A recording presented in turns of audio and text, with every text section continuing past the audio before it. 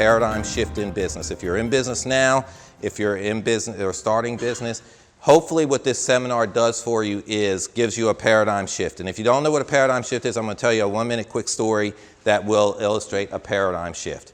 So there's this boat captain. It's not like you guys running your business. And he's got equipment and he's got these things much like you.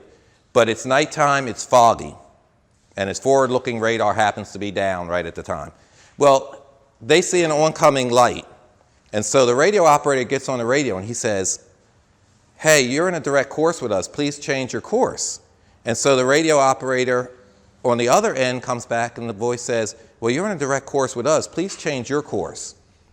So the captain is standing behind him and he's getting a little mad at this point. He says, "Look," he gets on the radio and he says, "This is Captain Winstead of the USS Navy.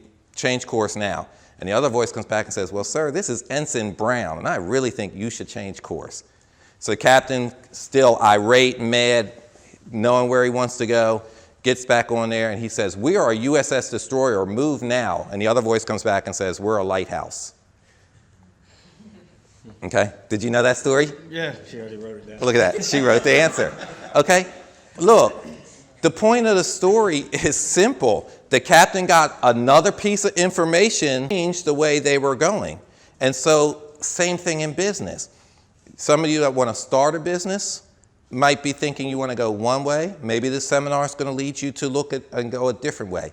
Those of you that are in business, maybe something will trigger to say, hey, we should change something. We should do something different, okay? And that's hopefully what's going to happen from this. We have at First Financial, Ariel mentioned our anchor company. WMT is a group of 21 companies. We own restaurants, we own consulting businesses, we own a private investigations company, art company, music industry, music management company, several different companies, but First Financial is the anchor, okay? In that business, we have our COO, Ashley Smith. Hey, Ashley, is sitting in the back.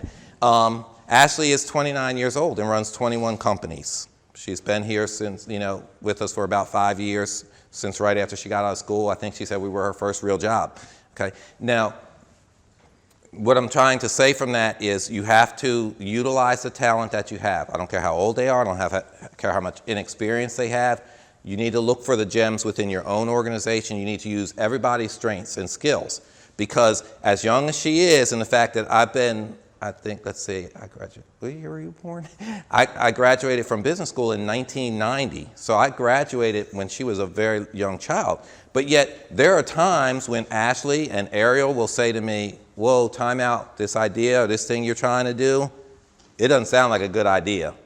Let's talk about it, okay? Same thing with consulting. We talk, I met with a gentleman that's here last week, and they had an idea for a business, and we looked at that to cultivate the idea and asked us to come up with another idea or any alternative ideas. And I had come up with a few thoughts, but you know what we did? We met, we all got together and sat down and brainstormed and said, hey, what do you guys think? And somebody in the group came up with an idea that once we started exploring it was the best idea for that situation, okay?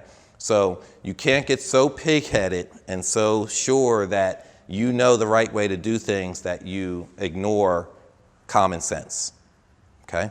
So very important to remember and going through your time, okay?